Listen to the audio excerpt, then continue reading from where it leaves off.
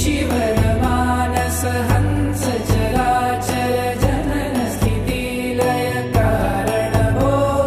सांब सदा शिव शंभो शंकर शरणं मे तव चरणयुगम्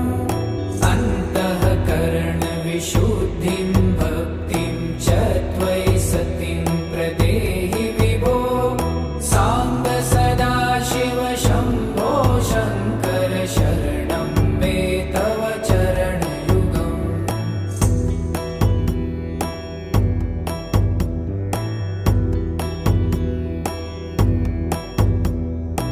करुणावरुण